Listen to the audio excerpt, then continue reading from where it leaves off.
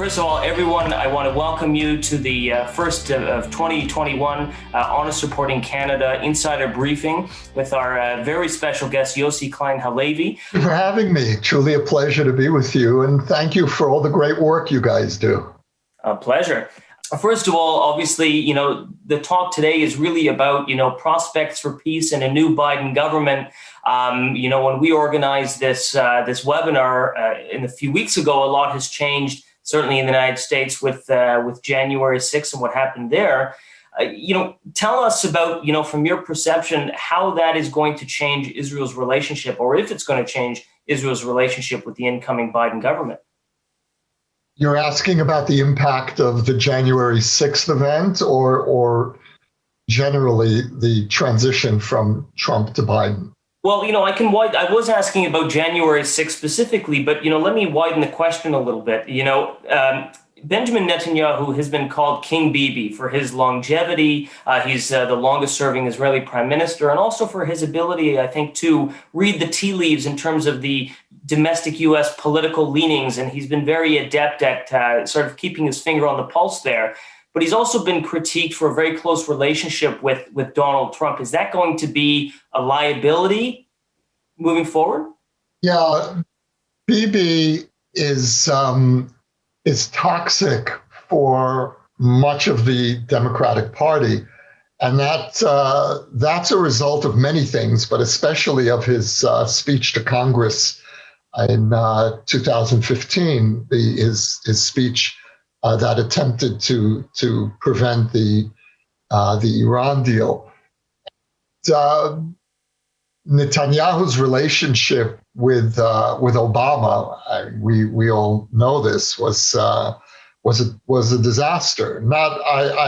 I would put most of the blame on Obama, but certainly Netanyahu has done his part to undermine the foundation of bipartisanship, which is really what the American-Israeli relationship has been sustained by. And to say that Netanyahu has his finger on the pulse of American society is to I think mistake Bibi for the old Bibi from Bibi today. The old Netanyahu certainly had his finger on the pulse and was one of the most effective defenders of the Israeli narrative that we had. That's no longer true today. Today, Netanyahu is able to speak to that part of the American public that is already convinced to support Israel, in particular, the Republicans. He has no rapport with liberals. That's finished. And so I think we're going to really see some difficult moments. So, I just want to ask you, you mentioned, when you draw a distinction between old Bibi and the Bibi of today, what exactly was the change and when did that happen? The Iran deal was the watershed, and Netanyahu, who had at one point, I'd say earlier on in his career, had very effectively cultivated both sides of the American political divide.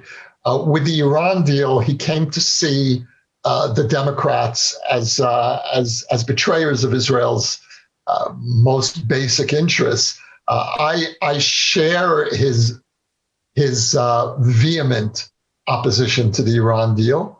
I think it was a betrayal of Israel, but he should have had the good sense to move on and to continue to cultivate good relations with the Democrats, because sooner or later, what's about to happen was going to happen, which is the Democrats are going to come back to power.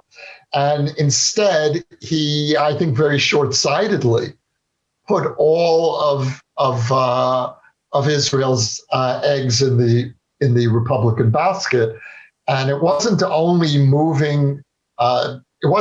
a total embrace of the Republicans and an implicit repudiation of the Democrats, but it was a total embrace of a very particular and toxic Republican president. This is the most hated Republican president for Democrats probably in the history of the country. And for Bibi to so intimately tie Israel's reputation, Israel's interests with Trump is something that we could pay a very high price for. Now, I certainly understand why Bibi saw Trump as a friend. Like most Israelis, I'm very grateful to Trump for what he did for Israel, especially canceling the Iran deal, but moving the embassy to Jerusalem, recognizing the Golan. Trump was truly a friend of Israel. A wise leader of Israel needs to think of the long term and not just of short-term gains. And if you so fundamentally alienate the Democrats, which is what he did, well, let's not be surprised that when they come back to office, there's going to be a price to pay. What kind of price can you envision happening? Well, I think it's playing out right now, in particular with the Iran deal. The reports in Israel today is that Biden is already secretly negotiating with Iran. This worries me more than anything else. I think we need to stop focusing or obsessing on the Palestinian issue, whether you're on the right, the center, or the left, and really be focusing on Iran, because this is the most important issue on the agenda, I think, for this generation. For this generation, Iran is the great existential threat to the Jewish people.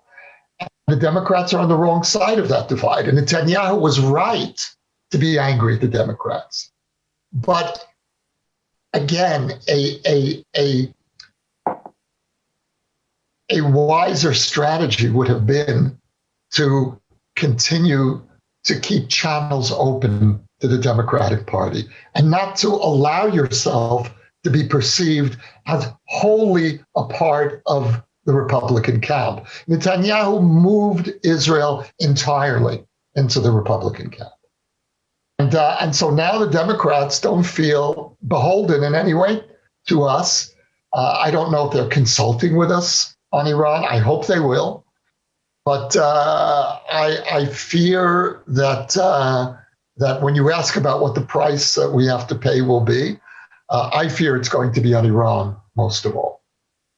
Now, with the new Biden government, their détente, or their new enthusiasm for the Iran deal, is that driven by a desire to create more equilibrium in the Middle East? Is that to get back at Bibi? Is that an element? Is it because they genuinely believe that's the best way to contain Iran? I mean, what's their motivation here? There is let's take a step back and let's look at Obama's motivation for the Iran deal. Obama saw the Iranians as the linchpin for security and stability in the Arab and Muslim world, which is astonishing if you think about where Obama placed his hopes, in the great destabilizing force in the Middle East, the enemy of peace, the country that has declared Israel's existence as illegitimate, and this is the country that Obama actively courted. And so he really believed that an alliance with Iran, or beginning with the Iran deal, that would create the conditions to entice Iran into an alliance with America, and that Iran would emerge eventually as the regional stabilizer. And he spoke very, very openly about creating a balance of power between the Saudis and the Iranians. which is really astonishing given the fact that the Saudis are pro-American, and for the Iranian regime, America is the great Satan. And so Obama fundamentally miscalculated. He miscalculated America's interests. He misread Iran's intentions, Iran's potential for transformation. I don't believe that Iran under this regime can be transformed. And so the outreach to Iran, the Iran deal, was premised on fundamentally false assumptions. Biden is, to a great extent, an heir to this policy. I sense in Biden a greater sobriety. I think that he understands in a way that Obama did not, that Iran is not going to become the regional good guy, the stabilizing force in the Muslim world. I think he does see Iran as a threat that needs to be contained.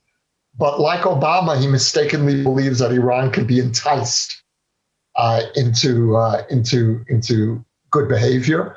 The Iran deal, to my mind, is so flawed in its essence that there's no hope of tinkering with it. Biden speaks about a better version of the deal. There is no better version of that deal. We need a new deal. I think that if we maintain the very strong sanctions that the Trump administration imposed on Iran, if we present, and by we I mean Israel, the Arab world, the United States, present a credible threat of force to the Iranians, I believe that they'll back down because their economy is in tatters. And they've been waiting for the Democrats to come back to power to save them from the sanctions. Now, you mentioned that there's some sort of continuity with between the Obama and the Biden soon-to-be administration when it comes to Iran, but that Biden, you mentioned, has a little more sobriety. Would you perhaps characterize that, if I'm understanding you correctly, as Obama came in with this sort of hope and wanting to change the world, and you're suggesting that maybe Biden is a little more level-headed in that regard? Am I understanding you correctly? Absolutely. Biden is not messianic. I think Biden is much more sober. Look, I remember when Obama came into office, Rahm Emanuel, who was his chief aide, announced that sometime within the first term within Obama's first term, there's going to be a Palestinian state. We are going to create a Palestinian state. So they had this kind of messianic sense of totally transforming the Middle East. I think Obama did transform the Middle East. He created, for example, Obama created the conditions that allowed the Abrahamic Accords to happen, Israel's peace agreement with the Gulf states, but not in a positive way. Obama brought the Sunni Arab world together with Israel, especially the Gulf states and the Saudis, who feel most threatened by the Iranians, because we both feared the Iran deal. And we realized after the Iran deal that we can't trust the United States anymore. And so the Arab world, or parts of the Arab world, began turning to Israel, ironically, as a result of Obama's Iran deal. That wasn't his intention, but that was very much the consequence. So, and it's interesting to think how sometimes you can blunder your way into creating positive change in the Middle East, which is what Obama did with the Iran deal. He created the conditions inadvertently for the Abrahamic Accords. So Biden does not have Obama's messianic pretensions. I think he's a much more modest man. He has some of Obama's misconceptions. And even though he doesn't believe that Iran is going to be an ally or even a regional stabilizer, he has not fully internalized just how disastrous the Iran deal is, and how the Iran deal, rather than prevent the emergence of a nuclear Iran, to my mind, all but guarantees that once the sunset clauses of the deal take effect, the sunset clauses are the clauses that begin to wind the deal down. Once the deal expires, there will be nothing stopping Iran from going nuclear, because this deal did not dismantle their nuclear infrastructure. It allowed Iran, this is the scandal of this deal, it allowed Iran to maintain its nuclear infrastructure, somewhat pared back, but more or less intact, so that if and when Iran decides to go nuclear, it will be able to. Look what's happening now. When Trump walked away from the deal, from the Iran deal, and imposed sanctions, Iran began enriching uranium again, and now they're going for breakout. They're going for 20% enrichment, which will position them very close to a bomb, without going into the technicalities of it. 20% enrichment positions you very close to breakout. Iran is now going for 20%. How is it possible that Iran, which was supposedly constrained by the deal, is able with such ease to go toward 20% breakout? It's because the Iran deal left the regime with its nuclear capability virtually intact.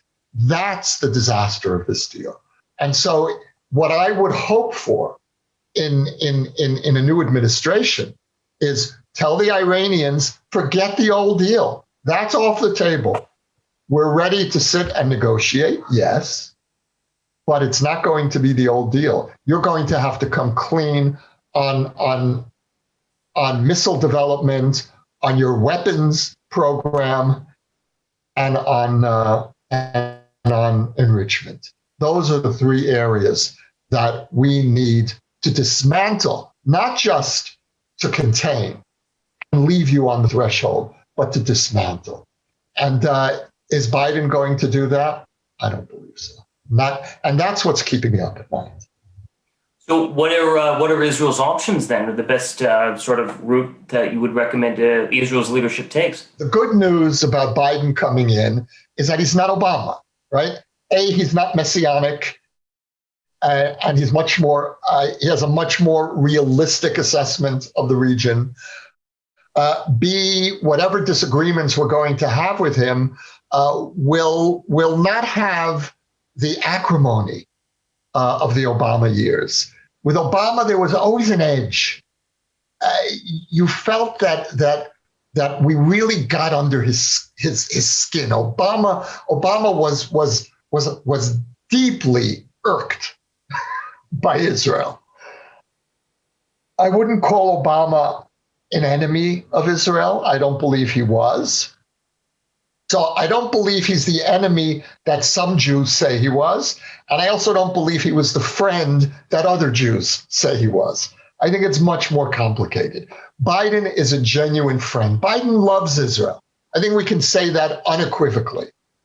And you look at the Jews that he's appointed, his cabinet is half Jewish. All three of his kids married Jews.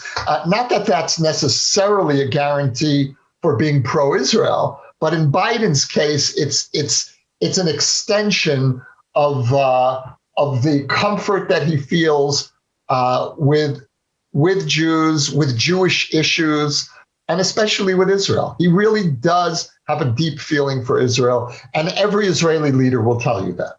Any Israeli leader who has interacted with Biden, and every Israeli leader has interacted with Biden because he's been around for 40 years. And we all know him, and there are very few Democratic leaders of the old school left who have that unequivocal love and admiration for Israel, and Biden has it. My sense is that Kamala Harris is also of the pro-Israel wing of the Democratic Party. Both Biden and Harris were regular attendees at AIPAC Policy Conference. And I think these days that's a very good litmus test in the Democratic Party for who is genuinely pro-Israel and who isn't. And so Biden and Harris have both felt very comfortable in AIPAC circles. I know people in AIPAC who are close to Harris and have very, very positive things to say. But the main sticking point is Iran, Iran, Iran. Our problem with Biden, all the other problems are manageable. The Palestinians, the settlements, we'll work that out. I really believe we can work it out. We need to be more restrained. The Americans need to be a little more understanding, let's say, of building, certainly in East Jerusalem, or building in the settlement blocks. There are compromises that can be quietly worked out. And personally, I would welcome some American outreach to the Palestinians, giving the Palestinians the feeling that they still have something to hope for in negotiations, even if it's very far removed from any chances of happening now. But I think that it will be a good thing for the Palestinians to feel that they're not being entirely dismissed. There have been some very interesting position papers that have appeared from think tanks like Brookings that are around, let's say, the more centrist wing of the Democratic Party, which obviously Biden and Harris come out of. And these position papers on the Middle East have urged the Biden administration to reach out to the Palestinians, but not to have exaggerated hopes of a renewed peace process. In other words, take small steps, reassure the Palestinians, see what can be done to improve the situation on the ground, try to restrain the settlement building, and let's take it one step at a time, and let's be very practical in what we can do. So I think we're going to see on the Palestinian front a sober approach, an attempt to ease the Palestinian situation without the fantasy of a negotiated agreement. And in other ways as well, I hope the Biden administration will work to strengthen the new relations that Israel has with the Arab world. These are incredibly important breakthroughs. Our peace agreements with the Gulf states, with Morocco. This is our first real, genuine normalization with parts of the Arab world.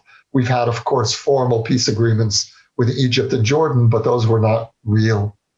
Those were not warm expressions of peace. And we really have peace agreements now. And so the Biden administration has a strong hand that the Trump administration has dealt it in the Middle East. Again, the sticking point is going to be Iran.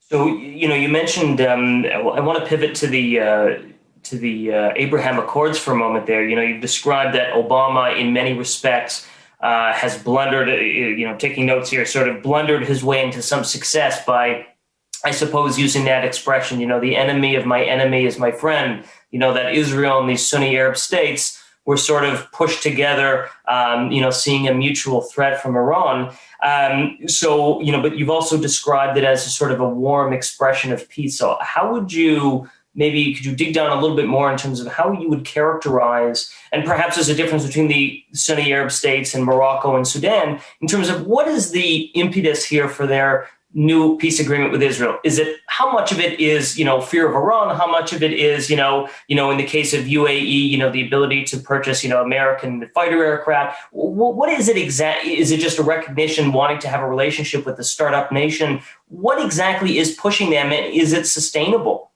All of the above. And because it's all of the above, I believe it's very sustainable. There is such passion and commitment to engaging with Israelis in the Gulf that it's extraordinary. I was invited to become a fellow in a think tank in Abu Dhabi. I'm now a non-resident fellow in the Trends think tank in Abu Dhabi. I'm writing papers for an Arab think tank. And it's unbelievable. If you would have told me this 6 months ago, I would have said, you're dreaming.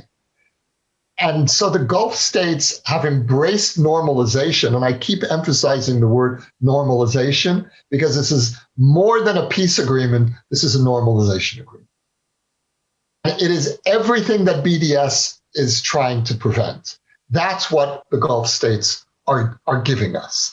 I would say that there are two primary motivations. The first, and you mentioned both of them. The first is Iran. And the significance of that cannot be overestimated. The Gulf states feel existentially threatened by Iran. Iran is a hungry, aggressive, imperial state. And it looks past its borders, and it looks at the Gulf states, and it sees what Saddam Hussein saw in Kuwait, a plump little prize for the taking. The Gulf states and the Saudis know that Iran wants to dominate them, wants to destroy their regimes. And so, if anything, they are more existentially threatened by Iran than we are. We're stronger than Iran. We have a much better army. We have nuclear weapons. They don't. We will win against Iran. But the Saudis and the Gulf states will not win against Iran. So they need us as a kind of umbrella. It's an extraordinary situation. Israel is now the regional protector against Iran. So that's one piece of it. The second, which is an argument you mentioned as well, was a keen interest in engaging with Startup Nation. Now you have to understand the Gulf states have a self-image of being the most successful country in the Middle East, with one exception, Israel. So they see Israel and themselves as part of the same bloc. And they've seen this for years. They've looked for ways in which to reach out to us, to deal with us. There have been all of these quiet relationships going, including trade, for many years. And so they look to us not with envy. They're one of the few Arab countries who don't look to Israel with envy. They don't need what we have. They are an incredibly successful society, but they want to partner with us. They respect us. They don't envy us. And on that basis, on the basis of mutual respect, you can really build a solid relationship. And we're doing it. We're moving full speed ahead on so many fronts. It's just extraordinary. So which other countries would you say, if you were a betting man, which other countries would be coming next? Or I guess the bigger question is, some critics of Biden would say it's not happening anymore, right? That train has come and left. How do you see it? Well, I give Trump a lot of credit for initiating this, but again, I think the father of this rapprochement was the supreme leader of Iran, Khamenei, who threatens all of us and created a common front. Obama, who sent the message to Arabs and Israelis that you can't trust America anymore. And so we better start figuring out how to trust each other, how to create an alliance of like-minded Middle Eastern countries. And look, I would think that the Saudi-Israeli relationship is only going to deepen. The Saudis have a very difficult balancing act. They are the custodians of the holy places for 1.5 billion Muslims. And they always have that role in mind. And so even though a large part of the Saudi elite wants to normalize relations with us, there still is that built-in reluctance or fear of alienating the Arab world. The Gulf states don't care. They have nothing to lose. They're wealthy. They're not custodians of anyone's holy sites. They have nothing to lose. The Saudis have a lot to lose. Nevertheless, I think that we're going to see a deepening of the relationship. We're going to see more Saudi overtures, more Saudi gestures of normalization, not wholesale normalization. And Biden actually might play here a similar role inadvertently as Obama did in bringing us together initially. By actively reaching out to Iran again, Biden might convince the Saudis that they have nowhere else to go but Israel. So I actually think that it's a very, very complicated and moving picture right now. So there's a lot to sort of unpack in there. But I guess, would you see, with respect to, trying to piece this together with the Iran deal and with these, Gulf Arab states, if they were to also share Israel's critiques of the Iran deal and the weaknesses therein, do you think part of the focus or part of the, discussions between Israel and these Abraham Accord partners are to have a united front vis-a-vis Biden to say, hey, listen, this is a bad agreement. You need to scrap it. You have a new one. Do they have a chance of success there? It's interesting because the first paper that I wrote for the Abu Dhabi think tank for Trends was exactly on this question. How should the new Abrahamic alliance, Israel and the Gulf states, together confront the Biden administration, especially over Iran? I deal with the Palestinians as well, but the main gist of the paper is Iran. You can find that paper on the Trends website if you just look up Trends Abu Dhabi. Or you can find it on my Facebook page. Just scroll down a bit, and it's there. What I'm hoping Israel and the Gulf states will be able to do is jointly approach the Biden administration and say, you can't ignore us today the way you ignored us, the way the Obama administration ignored us in 2015. We are now the regional stabilizers, potentially. There is now an Israeli-Arab peace coalition, which did not exist 5 years ago when the Iran deal was on the table. And so there is now an alternative address to regional stabilization to Iran. So that's the first point. The second is that I think that there is a great deal more force, both political and moral force, when Arabs and Israelis together approach the Biden administration and the international community and say, we, the peoples of the Middle East, are telling you together, Arabs and Israelis together, what you are doing is going to create an historic disaster in the Middle East. That, I think, carries greater weight than Israel or the Arab countries alone conducting this pushback against the American Iranian rapprochement. And in that sense, I think we have a stronger argument. So, pivoting a little bit back to the discussion earlier, so you talked about with the peace process with the Palestinians. You called it a fantasy that the Palestinians should be, I suppose, disabused of this notion of that there was a fantasy of negotiated agreement. How would you perceive success in the peace process to be? The prerequisite for even thinking of a negotiated agreement with the Palestinians is ending the demand for refugee return to the state of Israel. That is minimal before there's even a chance.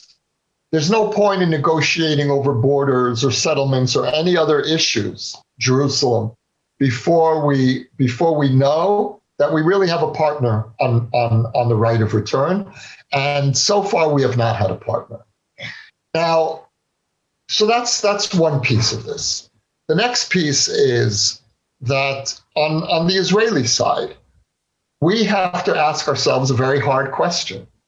If they're ever speaking theoretically, and right now it's entirely theoretical, but if there is ever going to be a genuine Palestinian peace partner, and again, I emphasize there is not a genuine Palestinian peace partner today, but if there ever will be, are we prepared to pull back to the settlement blocks? Are we prepared to give up 90% of Judea and Samaria in exchange for a real peace agreement? Now that's when I ask my friends who are part of the settlement movement, they'll say, "Oh, it's all fantasy." I said, "Okay, yes, it's a fantasy, but indulge me. Let's imagine. Oh, why should we imagine something that's never going to happen? Let's pretend. We're doing scenarios now. Are there any circumstances in which you could conceive of an Israeli withdrawal from most of Judea and Samaria?" And the very fact that my friends in the settlement movement aren't prepared to even consider a theoretical possibility proves to me that there are many Jews for whom the current status quo is actually preferable to the admittedly risky prospects of a two-state solution. I see the long-term continuation of the status quo as the greater threat to Israel than a two-state solution. But again, we would need to have a real partner for a two-state solution. We're not going to create a Palestinian state under current conditions. There would need to be a Palestinian leadership ready to make the deal. But the crucial part here is, and here I think that the breakthrough with parts of the Arab world is potentially a turning point. The conventional wisdom used to be that for Israel to make peace with the Arab world, we have to first make peace with the Palestinians. The Abrahamic Accords proved that the opposite is probably true. That if we are ever going to have peace with the Palestinians, it will come through the Arab world. It will come through an Israeli-Arab alliance to force the Palestinians into making the necessary concessions. The fact that I now have Arab peace partners, this is something that we've never had before. Egypt and Jordan were not real peace partners. It was I'm deeply grateful to Menachem Begin and Anwar Sadat for the Egyptian-Israeli agreement. It gave us 45 years of quiet. It allowed Israel to become the regional power. The Israeli-Egyptian agreement was one of the great blessings in Israeli history. Begin was absolutely right, but it wasn't a peace agreement. It was a long-term ceasefire. Again, I think it was worth it. but it wasn't a peace agreement. We now have peace agreements. And that means that we have partners who see it in their interest as well to help us solve the Palestinian problem. And that's what I'm hearing from people in the Gulf. We need to figure out, how are we going to solve this thing? It's not our problem alone anymore. And this is a tremendous breakthrough. So where would you see their role then in helping to solve this Palestinian issue? In two ways. First of all, conveying the very clear message to the Palestinians that unless they compromise, they're on their own. And the truth is, the Abrahamic Accords have already sent that message to the Palestinians. Their last real allies now are Iran and the BDS movement, and maybe the EU. Those are their allies. And so there really is a sense of necessary sobriety among within the Palestinian camp, of realizing that, wait a minute, we're losing our base of support. First, the Soviet Union and the Soviet bloc disintegrated. Now the Arab world is turning against us. That's a very important development. And so the message of Arab leaders to the Palestinian leadership is, you will not bring any benefit to your people if you continue clinging to a maximalist position. That's the first piece of it. The second piece is economic. If there's going to be any chance for a stable Palestinian economy, then the Gulf states and Saudi Arabia will have to be actively involved in that process. So, but in terms of, you mentioned that the status quo, is something that, the only thing worse than a status quo, if I could, put into words or rephrase, is making a peace agreement with a partner that is not a partner for peace. So what is in your mind the danger of the status quo? I think from what I've read, a lot of settlement leaders, I think a lot of people on the right in Israel would say the status quo is working, good fences make good neighbors. It's not perfect, but that's the best we can hope for. That's not how you see things. No, what the settlement movement doesn't understand is that we live in a changed world.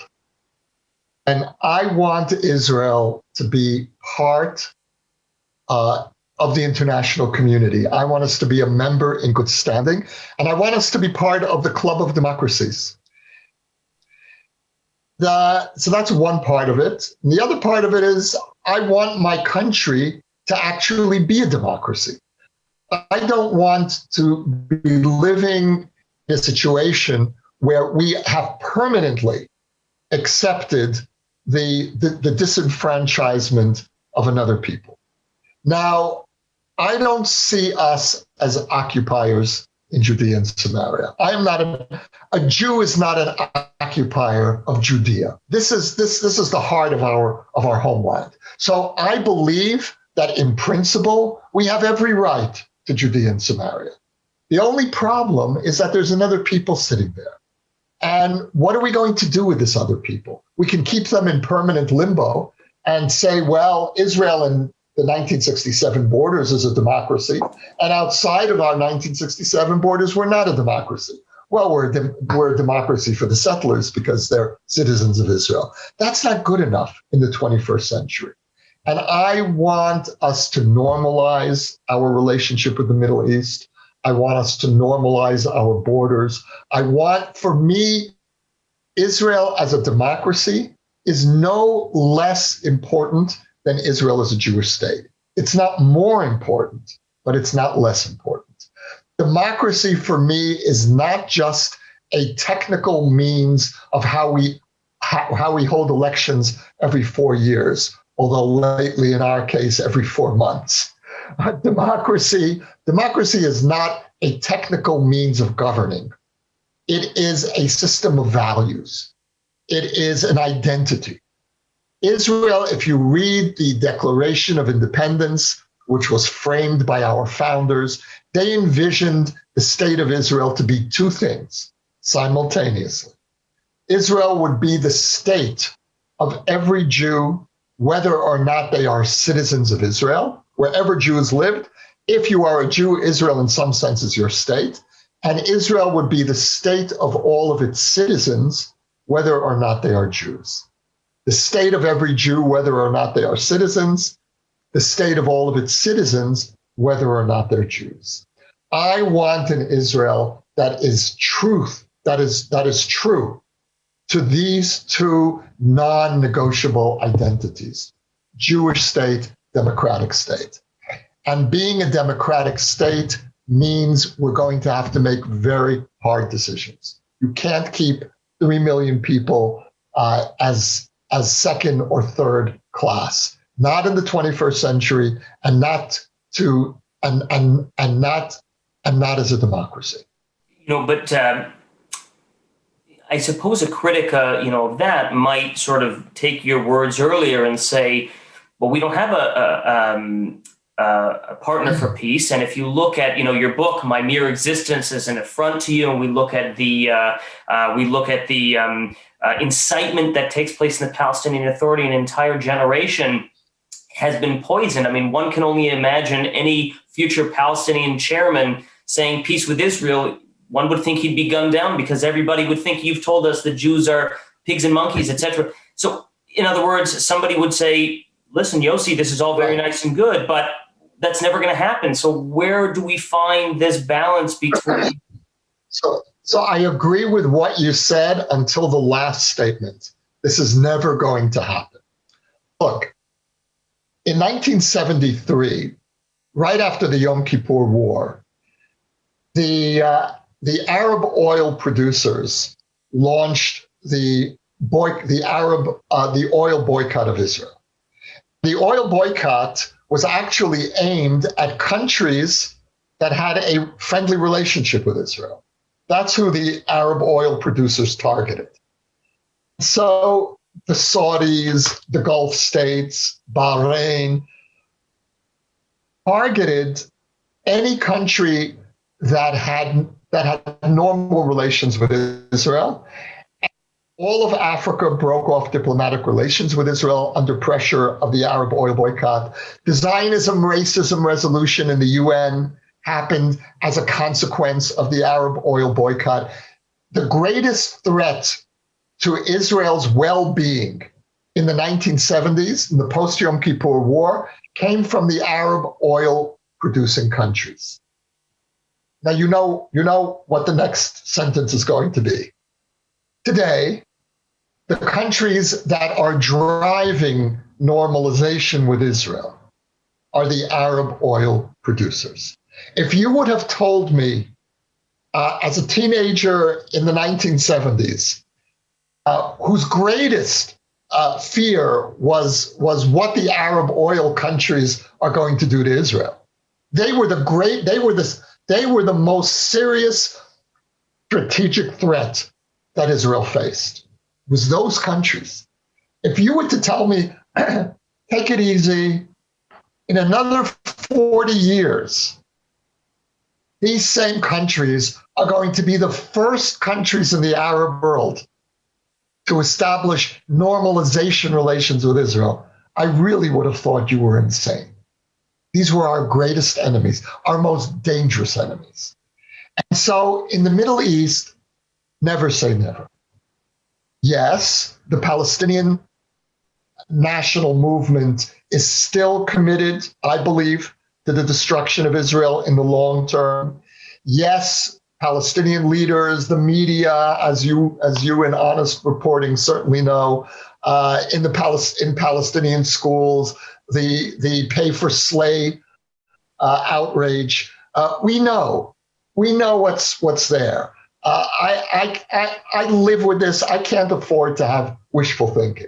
I have to be very accurate about what I'm facing in the Middle East and from what I'm facing from my neighbors. But they are my neighbors. They're not going anywhere. Wish that Canadians were my neighbors. And you know what? I wish that I had the problems that Canada has between the Francophones and the English speakers. I would trade my problems for yours. But these are my problems. I have to live with this.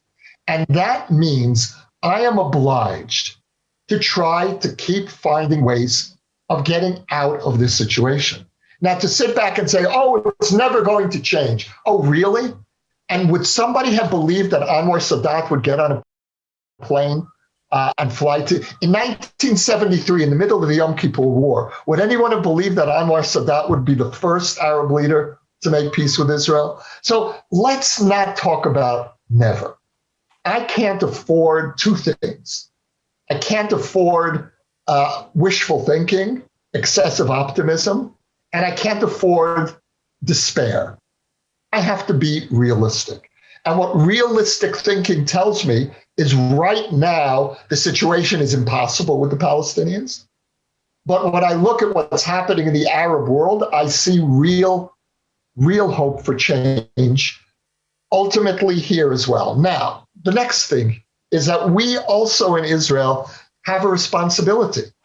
If we are committed to trying to extricate ourselves over long-term ruling over another people, and I do use the word occupation in our relationship with the Palestinian people, not in relationship to the land, but certainly to the people who live on that land, we are occupying them.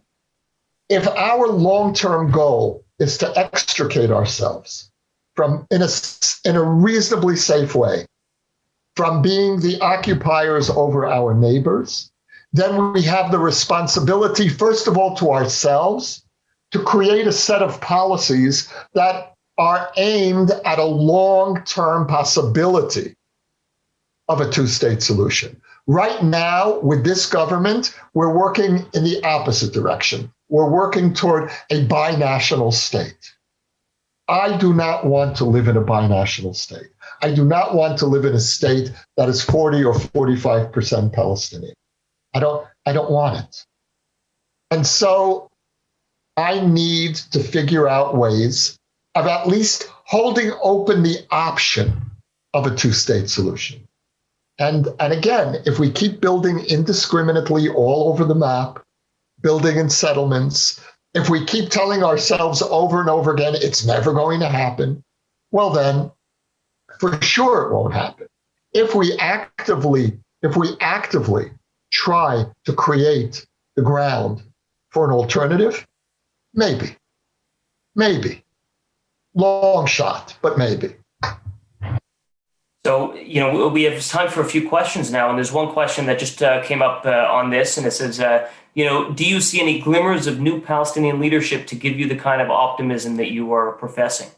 No, but what I see for the first time are young people emerging and saying we need a different way. We have to start dealing with Israelis and trying to understand them.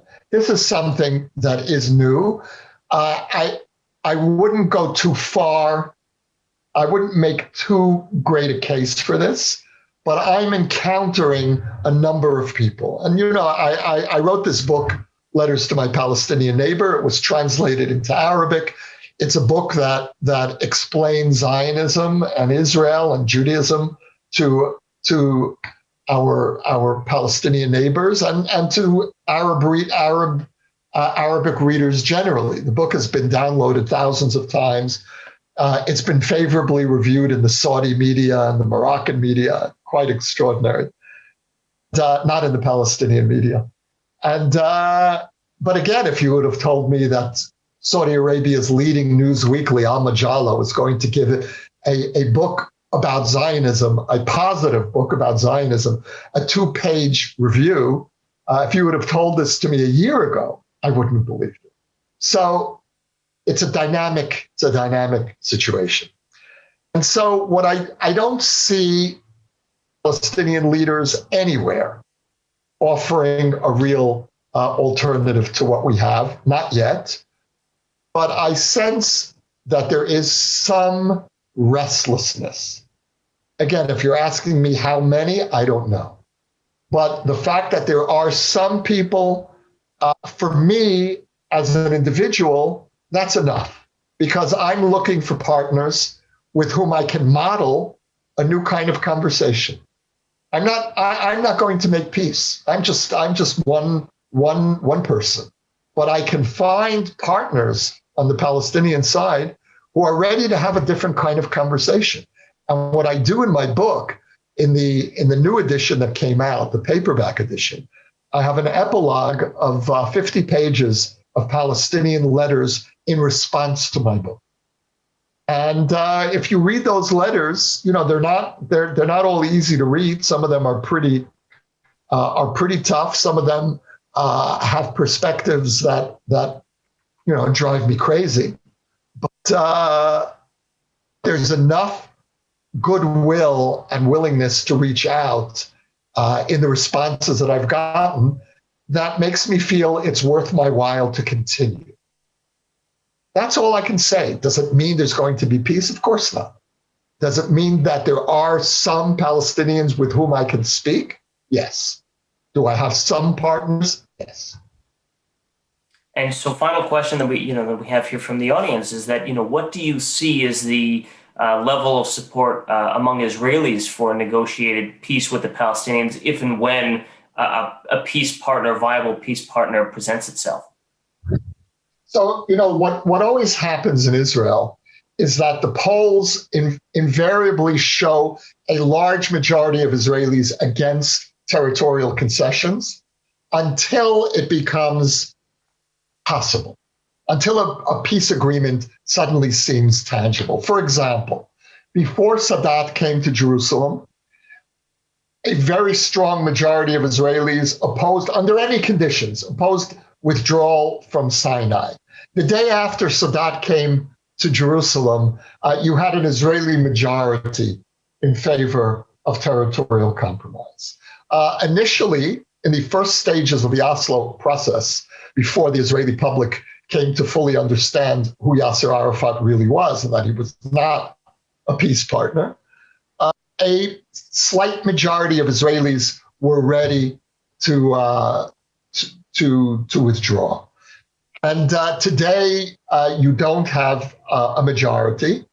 But what I did notice is that after the signing of the Abrahamic Accords, the numbers went up of Israelis who were ready in principle to consider a land for peace agreement with the Palestinians. Again, it's all theoretical now. So it's very hard, if you're sitting in Israel and you're asked, do you support a two-state solution? The natural response will be, where are my partners? But if it were to become possible, I think that there would be a majority of Israelis in favor of the concessions I'm talking about. And so, my position is very much coming out of the centrist camp. In Israel today, it's very important to understand this. The debate, unlike in diaspora communities, the debate here is not between left and right anymore. There is no Israeli left. It's so marginal. The Labor Party is not passing the electoral threshold. The party that founded the state of Israel is in all probability not going to make it into the next Knesset. The only real left-wing party that we have today is Meretz, which has 6 seats. And so what you do have in Israel today is a center. Now, the center is in trouble. Benny Gantz really destroyed the viability of the center. But the center beat Netanyahu to a standstill, to a stalemate 3 times in the last 2 years, which means there's a very strong centrist constituency here. The Israeli political divide today is not between left and right. It's between right and center. The center agrees with the right that peace now is a dangerous illusion. The center disagrees with the right over the long term, over the end point. Where the center would like to go, if it ever became possible, was a 2-state agreement. But that's a very different position from the left. Look, you know what? If a real peace agreement were possible, again, speaking entirely theoretically, Netanyahu would support it. I believe that. I think Netanyahu would go for a two-state agreement. Netanyahu was the first Likud prime minister, the only Likud prime minister, to endorse a Palestinian state. He did it in the Bar Ilan speech in 2009. It's not relevant today because there's no chance of a negotiated agreement, but he made that speech. And certainly the settlement movement never forgave him for it. So, I think that the really important distinction in Israel is between the pragmatists and the ideologues. The ideologues, under no circumstance, are ready to think of a Palestinian state. The pragmatists, including a part of the right, are under certain circumstances. Of course, if that really will bring peace to Israel, if that's the end of the conflict, if there's no right of return, and it's really a real peace agreement that involves Arab states that have normalization relations with Israel, then I think a majority of Israelis would consider it actively. All right, all the best. Take care. Take care. Right. Keep well.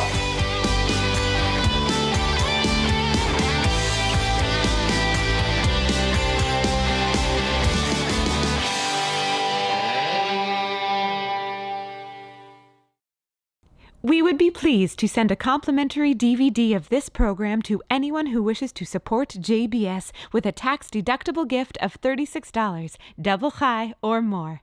Simply visit the JBS website at jbstv.org and click on the Donate button to make a donation by PayPal or your credit card. And please indicate the program for which you would like a DVD. Or you can send your tax-deductible check to JBS, Post Office Box 360, Stamford, Connecticut 06904. Or you can call the JBS Pledge Line at 833-MY-JBS-TV. That's 833-695-2788. And again, please remember to indicate which program you would like to receive with our compliments. We thank you for your kind support.